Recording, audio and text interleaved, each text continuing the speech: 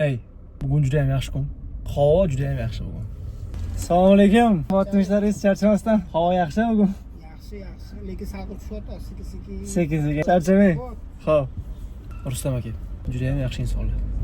Bizning hikoya degan serialimizni ko'ryapsizlarmi? Qalay? Shuni o'tavering. Rahmat. Bu serialni maksimal darajada dilga yaqin qilib ishlashga harakat qilganmiz. Umuman sizlarni hali syurprizlar kutyapti. Nimaga unaqa deyapman? Chunki hali turli xil o'zgarishlar bo'lib qolishi mumkin. Qaysi ma'noda? Syujet ma'nosida ham va umuman olganda boshqa tomonlama ham. Yurtimizda ancha yengilliklar ko'p bo'lyapti.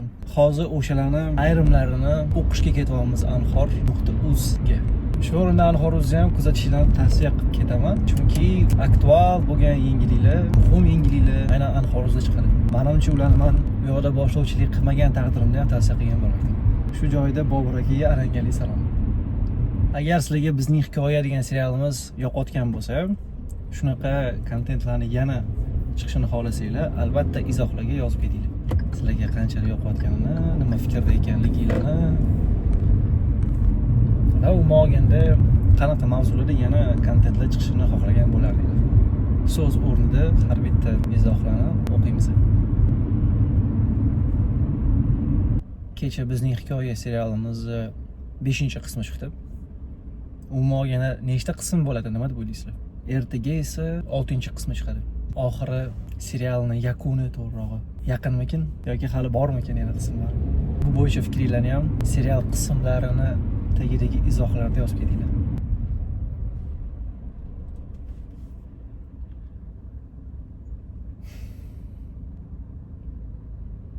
Havo shunaqangi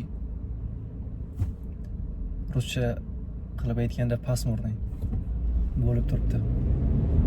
Yomg'ir yog'sa kerak menimcha. Yana bilmadim. Qordan umid qilsak bo'larmikan? Hali fevral tugamadi lekin balkim bizning umidimiz ham so'nishi kerak emas, nima deb o'ylaysizlar?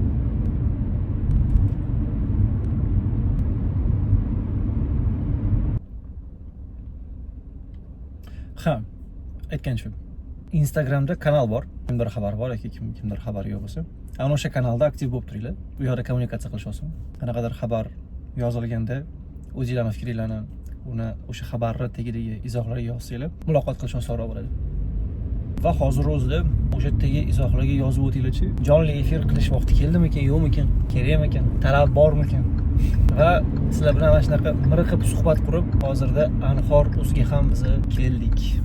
Va bitta qiziqarli joyi bor. Shu Anhor.uz'ga kelganingizdan keyin siz albatta katta konkurensiya, raqobat ostida bo'lgan avtoturargohdan joy topishingiz kerak va avto ulovni saqlashingiz kerak. Menga omad tilayman. Tezroq chiqsin shunaqa menga mos bo'lgan joy. Men olib kelasam, nima qo'yib qo'yishibdi. Bu MTRKning mashinasi. Men qachonlardan o'shitib boshlovchi bo'lganman. Dunyo bo'ylab degan telekanalda. Eshitganmikin, shitganmikin. Sig'masam kerak deb o'ylayapman-da. Ha, uni ishga saqlaymiz. To'g'risini aytsam, joy torlik qildi. Lekin na iloj, boshqa joy yo'q.